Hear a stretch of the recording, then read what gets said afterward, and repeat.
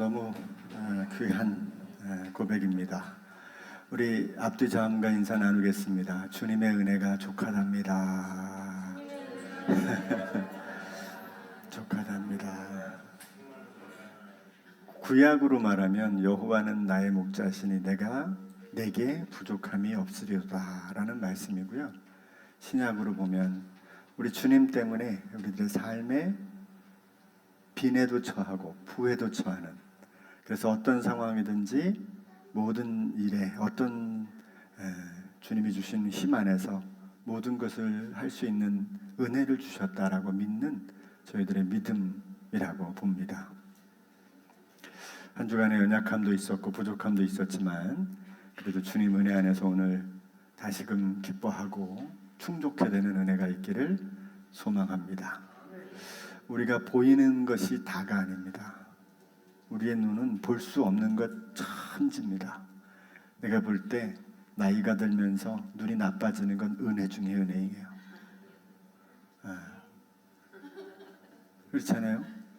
부부가 같이 살아도 점점 주름만 보일 텐데 안 보이는 거죠.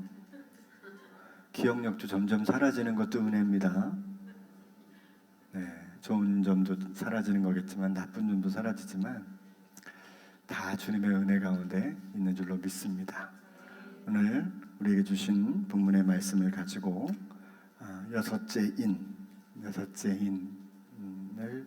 떼는 장면을 가지고 또 은혜를 나누겠습니다. 우리는 다섯째 인까지 떼는 과정을 다 살펴보면서 두 가지 큰 내용을 보았어요. 전쟁, 기근, 또 연병, 또 그 많은 고통 속에서 또 그 안에서 예수님을 믿고 따르는 사람들도 동일한 고통 가운데 놓여져 있다라고 하는 것을 우리가 상상해 보았습니다. 요한이 바라본 그 상상의 세계를 그려냈을 때 우리는 그 상상의 세계 속에서 우리들의 삶에 이게 과연 어떻게 적용될 수 있을까를 고민하는 건데, 어떤 신학자도 이게 이겁니다 라고 100% 얘기할 수 있는 사람은 한 사람도 없습니다. 다만 일련의 그 신학자들의 이 어떤 결론들, 그런 것들이 총합되어져서 내려오는 것을 보면 대부분 이것이 이 세상 가운데 펼쳐지는 하나님의 섭리라고 보게 되는 거죠. 게다가 이 세상으로부터 우리 믿음의 사람들은 핍박을 받아 죽기도 한다는 걸 우리가 지난주에 나누었어요. 그들이 제단 아래 그 영혼들, 죽임을 당한 영혼들이 탄식하며 있는 거죠. 어떤 탄식입니까? 하나님, 온수를 갚아주십시오. 그랬더니 하나님의 답이 뭐예요? 그냥 기다려. 아직 더 죽어야 돼. 이게 얼마나 섬뜩한 얘기입니까? 현실적으로 바라보면. 그러나 너희들은 그건 그들의 몫이고 너희들은 여기서 쉬어라. 그렇게 말씀해 주시는 장면이 우리가 지난주에 5번째 인이 되어지는 때 보았던 장면입니다. 이런 일이 더 있을 거다. 그렇게 얘기하셨죠. 그래서 여러분, 성도에게 있어서 우리는 인내와 또 하나님을 향한 믿음이 더 필요할 뿐 아니라 또 그 과정 속에서 오히려 우리는 적극적으로 하나님의 뜻이 이런 거야 라고 하는 것을 보여준다는 거죠. 그래서 제가 예전보다도 더 많이 사실 만나는 분들한테 예수님을 소개합니다. 저는 우리 교회 나오세요 이런 얘기는 제가 잘 안 합니다. 그런데 예수님을 알리는 일은 꼭 합니다. 형제님 예수님 알면 정말 좋겠습니다. 자매님 예수님을 만나면 정말 좋겠습니다. 왜냐하면 우리의 인생이 바뀔 수 있는 유일한 힘은 예수님을 만나는 거거든요. 그러면 세상의 일이 만하게 보이는 거예요. 세상의 일이 나에게 그렇게 큰 문제가 아니었구나를 그제서야 발견하게 되는 거예요.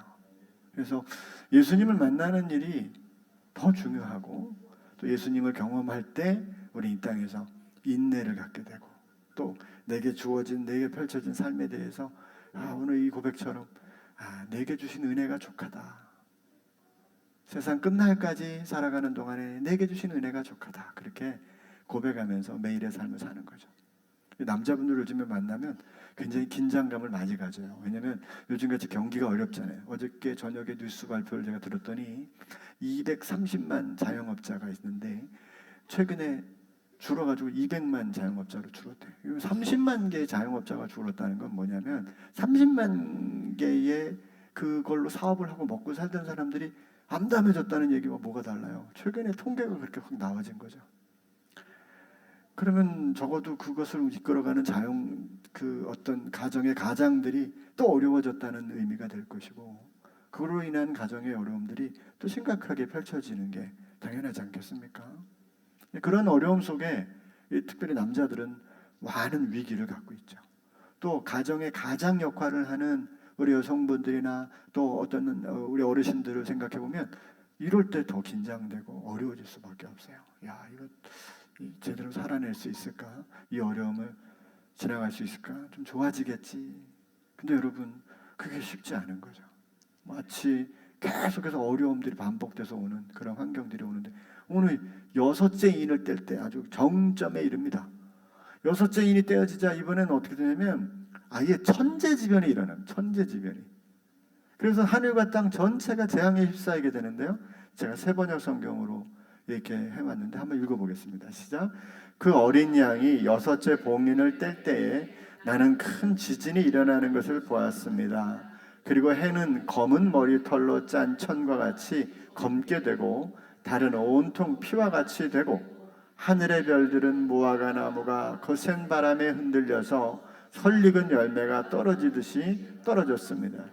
하늘은 두루마리가 말리듯이 사라지고 모든 산과 섬은 제자리에서 옮겨졌습니다. 자, 요한이 본 이 환상에 보면 막 세상이 천지가 개벽하는 그런 환경을 보는 겁니다. 그런데 지금 첫째에서 5째 인까지 펼쳐지는 것이 우리가 살아가는 세상에서 펼쳐진다면 6째 인도 우리가 사는 세상 속에서 일어날 수 있는 자연재해나 그런 여러 가지 어려움들을 말하는 거죠. 여러분, 일본에 덮친 혹은 인도네시아나 이런 아시아에 덮친 쓰나미 현상들 한번 보세요. 정말 이걸 차마 끔찍해서 볼 수 없을 정도로 그런 갑자기 그냥 한 도시가 다 날아가 버리는 일들이 일어나지 않습니까? 한두 명이 사라지는 게 아니라 그냥 몇십만 명이 그냥 이 피해를 당하고 갑자기 산사태가 일어나서 한 마을 전체가 흙에 뒤덮이는 일들이 빈번하게 일어나는데 점점 더 일어나고 있다는 거예요. 더 일어나고 있다. 지진이 일어나고 해가 어두워지고 달이 피같이 변하고 별들이 하늘에서 떨어지고 하늘이 두루마리처럼 말리고 산과 섬들이 사라지는 천재지변, 이런 일들이 계속 우리 시대에 펼쳐지고 있고 역사적으로도 펼쳐져 왔고 앞으로도 우리 시대에 이런 것들이 계속 있게 된다는 것을 우리가 보여주고 있어요. 물론 지구 전체가 아니라 땅의 4분의 1 정도 또 혹은 부분적 그렇게 일어난다고 해도 이 생태계에 심각한 훼손이 일어나는 것은 마찬가지죠.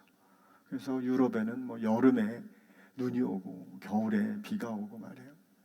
굉장히 심각한 이 자연 환경의 훼손도 현재 일어나고 있습니다. 그런데 첫째 인을 뗐을 때 말과 탄 기수가 어땠어요?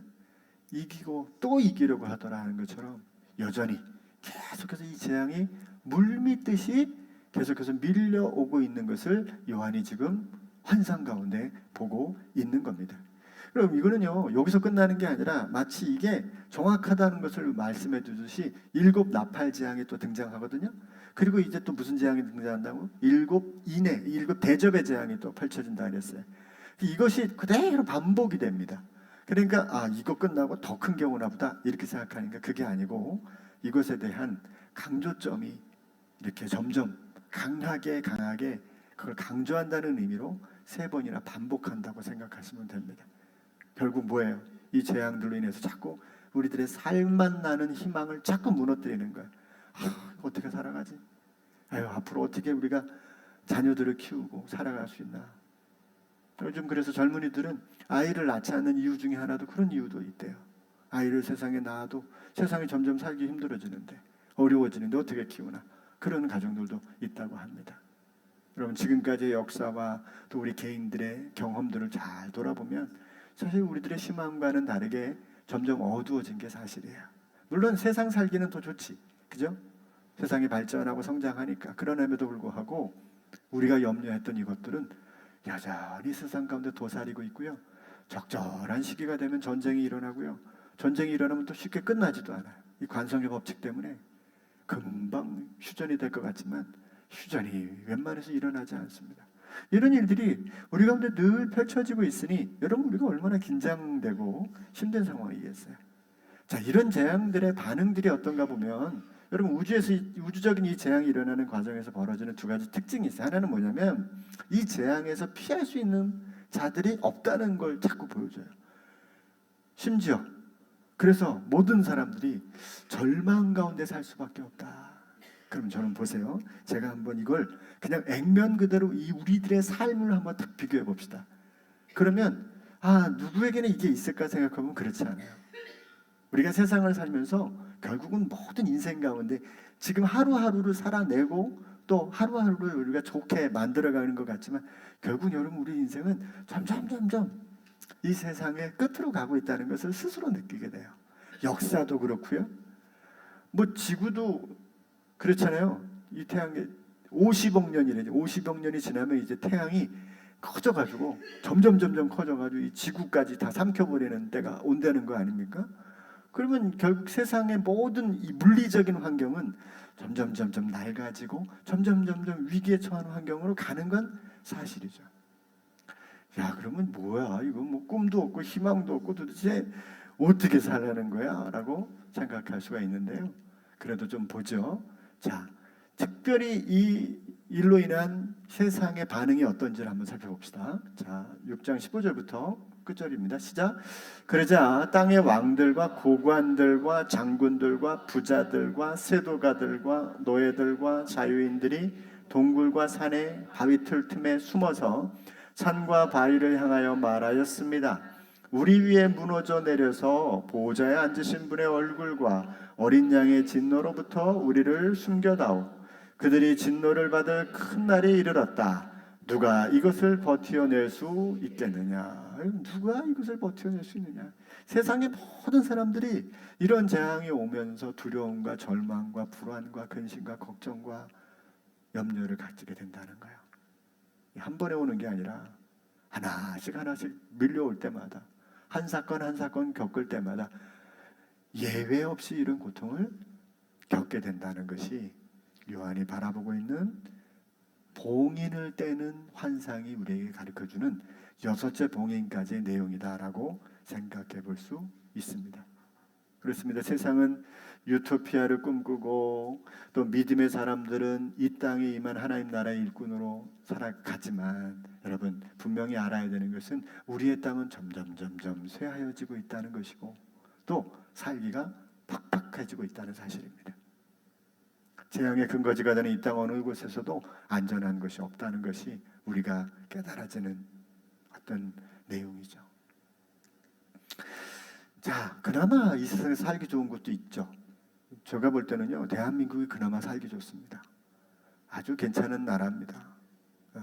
의료 혜택도 요즘엔 좀 심각해졌지만 그나마 괜찮고요.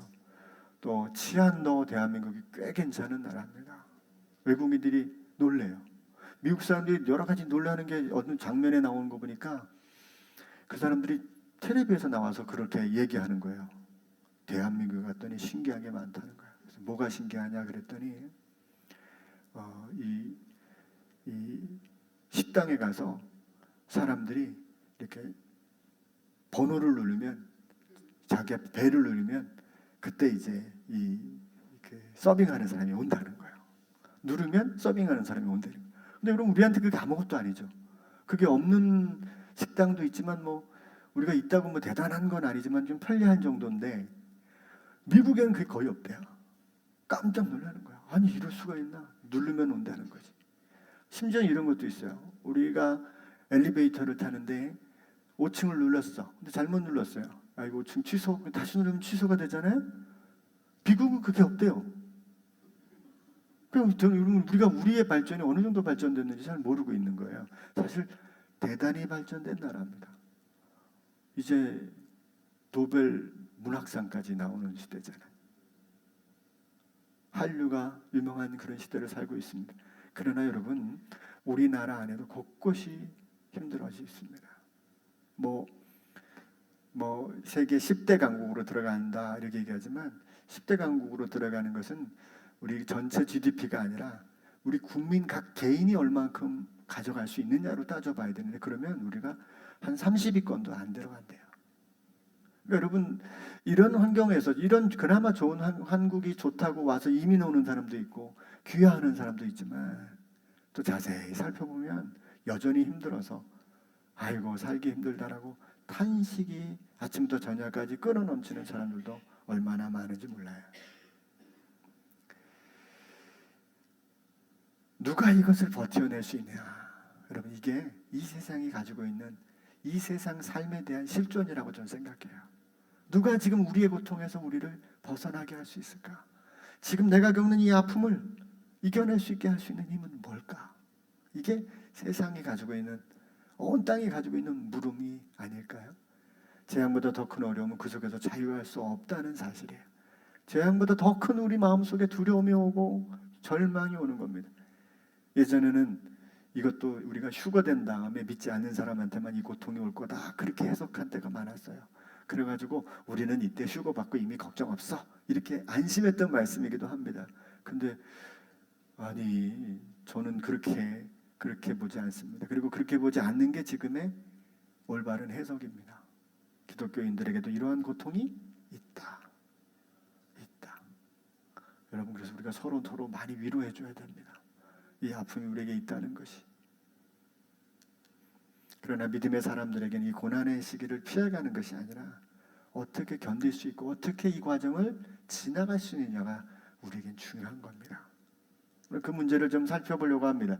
우리는 여전히 주님의 나라와 그의 의를 이 땅에 보이고, 이 땅에 그 하나님의 나라가 그 하나님의 나라의 통치함이 있는 것이고, 우리는 이 땅에서 왕노릇한다. 이 표현이 이상하죠. 왕노릇이 뭘까? 왕노릇은 통치란 뜻인데, 우리가 이 땅에서 통치한다는 게 세상의 힘과 권력을 가지고 막 사람 위에 군림하는 게 아니라, 뭐가 옳으냐, 뭐가 틀리냐를 사람들에게 보여줄 수 있는 기준점을 가지고 세상을 사는 거란 말이죠. 아, 저 사람을 보니까 저게 맞는 것 같아, 저렇게 사는 게 옳은 것 같아라고 알려줄 수 있는 사람이 우리가 왕노릇한다라고 하는 말이에요. 우리는 이 세상에서 그런 역할을 부여받았단 말이죠. 예전에는 교회가 이 역할을 했어요. 예전에는 교회에서 뭘 하면 그 역할을 할 수 있습니다. 그런데 지금은 교회가 뭘 역할을 하면 오히려 욕을 먹습니다. 비난을 당할 수 있습니다. 그런 일들이 일어날 수 있게 되는 거죠. 이 동네 사람들이 이 지역의 개발을 위해서 공청회를 연다고 해요. 연락이 왔어요. 목사님, 교회를 좀 빌릴 수 있습니까? 그래서 제가 언젠데요? 그랬더니 토요일이래요. 토요일날 잠시 교회 와서 사람들이 그 공청회를 한다길래 그러면 뭐 허락할 수 있다고 제가 얘기를 했어요. 근데 여러분, 그 사람들은 교회에 올 이유가 없잖아요, 별로. 근데 공청회라는 걸 통해서 교회를 한번 오잖아요. 그죠?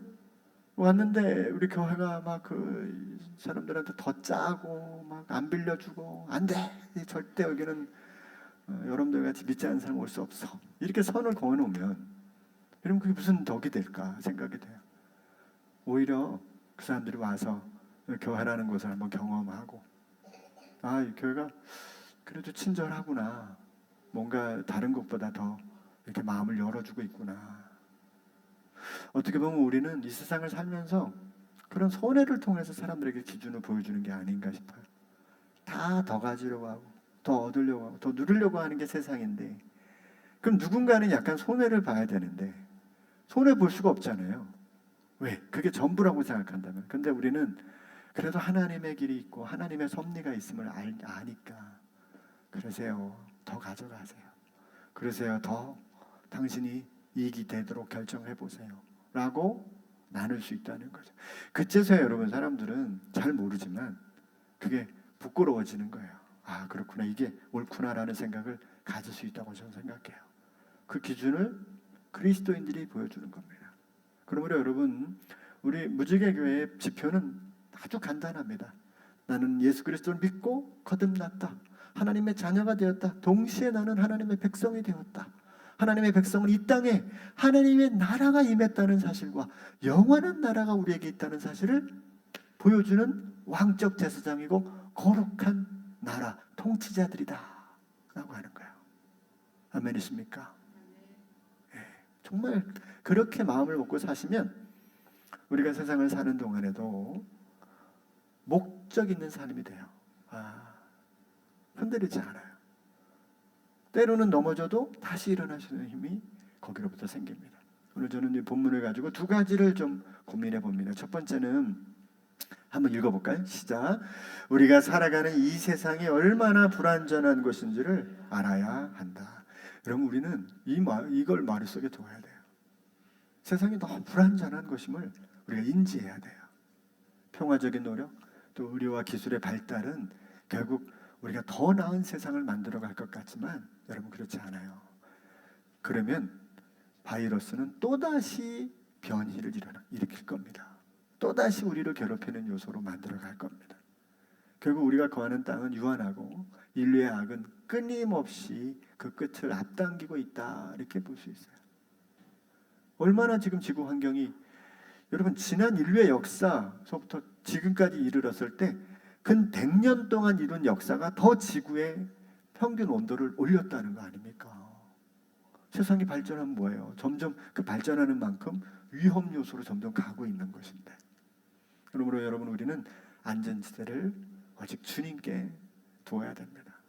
이 세상에 우리가 두어야 될 안전지대라는 건 없다라는 거죠. 그래서 시인은 이렇게 노래해요. 여호와의 말씀에 가련한 자들의 눌림과 궁핍한 자들의 탄식으로 말미암아 내가 이제 일어나 그가 원하는 안전지대에 두리라. 누가? 하나님께서 그렇게 말씀하신다는 거예요. 이 시인이 가졌던 믿음의 고백이 우리에게도 필요합니다. 우리 주님이 우리와 함께 있다면 우리가 있는 그 어떤 것도 우리는 주님과 더불어 안전한 처소일 것이다 라고 믿고 사는 것입니다. 요새 그 노벨문학상을 탄 한강시 책이 130만 부나 벌써 팔렸대요. 그 중에 많은 분들이 우리나라에도 노벨상을 가졌으니 노벨상을 탄 분의 책을 집안에 보관해 두리라. 그래서 하는 사람도 많대요. 그래서 집에다 내놓는데, 근데 여러분, 그 책을 한번 읽어보시면 아마 깜짝 놀라실 거예요. 와, 그분 인터뷰할 때 얌전하잖아요. 글은 얌전이 아니에요. 글은 살벌하고 글은 끔찍해요. 그래서 어떤 프로에 보면 그 김창완이라는 그 사람이 그거를, 나 도무지 이 책, 그 채식주의장 책이 있는데요, 나 도무지 못 읽겠어요. 내용이 너무 이 소위 이제 일반적이지 않은 내용이니까 못 읽겠어요. 여러분, 한강 씨는 가장 인생에서 싫어하고 불행하게 생각하는 거, 그리고 가장 중요한 게 뭐냐면 폭력입니다. 폭력이 없는 세상이 돼야 된다는 게 그 사람의 화두 같아요. 화두.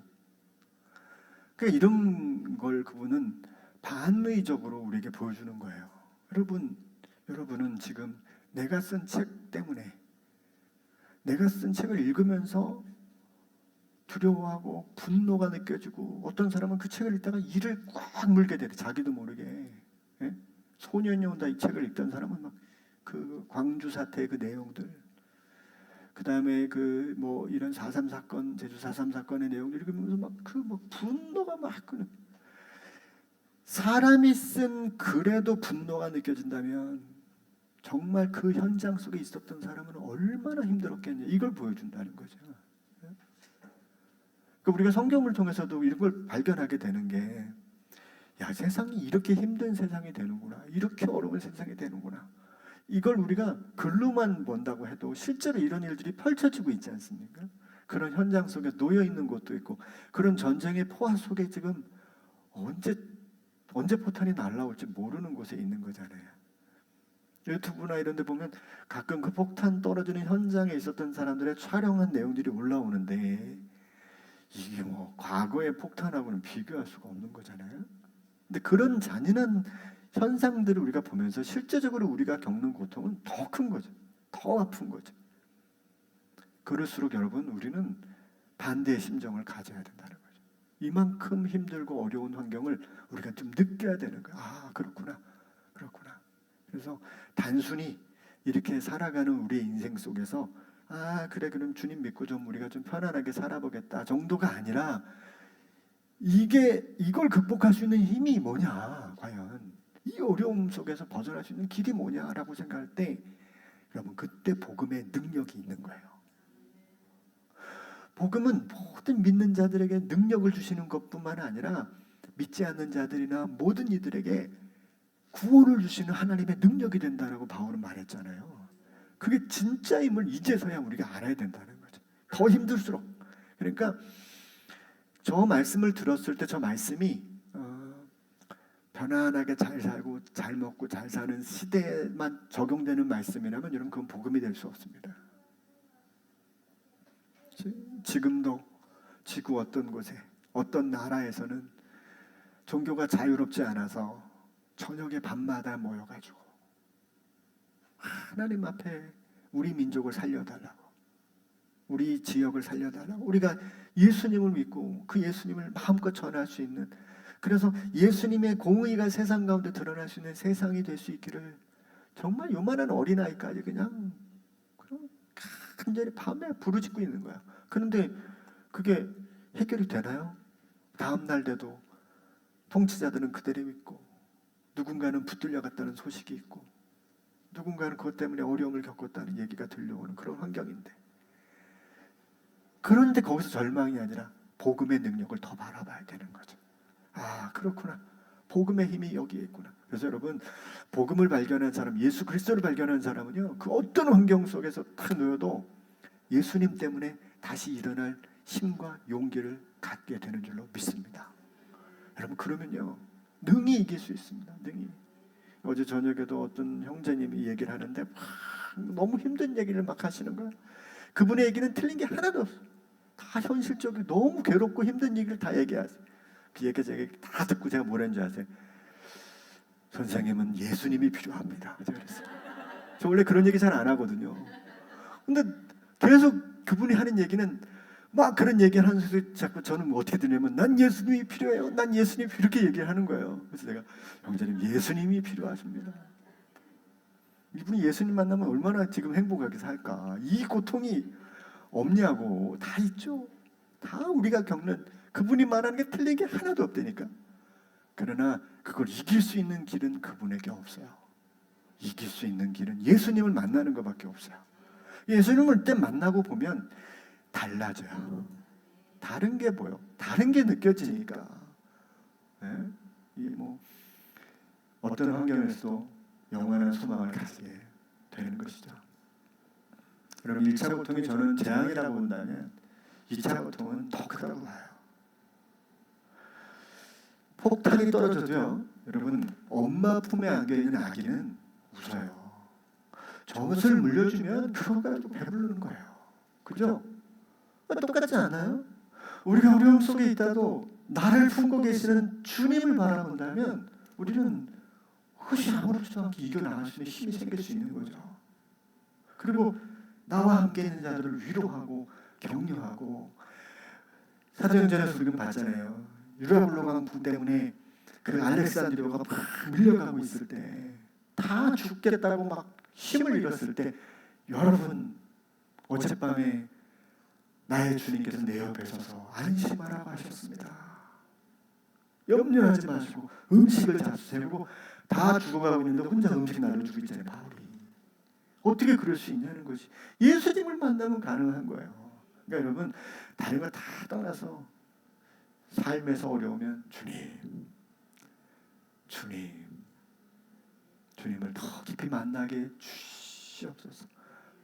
뭐 복잡하지 않아요, 신앙. 그래서 그분이 내 마음을 확 사로잡으면 거기서 마음이 확 소망 가운데 새로워지는 것입니다. 그래서 둘째는 우리가 그리스도 안에서 참 소망을 갖자는 것입니다.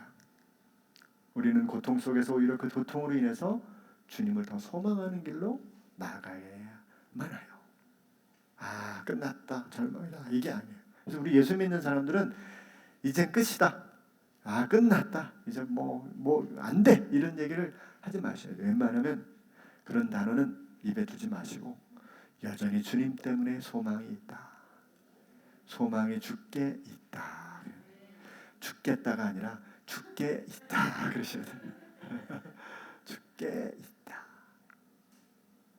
복잡하게 기도하지 마세요. 주님, 죽게 있음을 믿게 해주시고 죽게 있음을 알게 하시고 믿으면 구해주는 것이 아니라 이 땅만이 아니라 영원한 나라의 약속이라는 것을 결코 잊어서는 안 된다는 것입니다.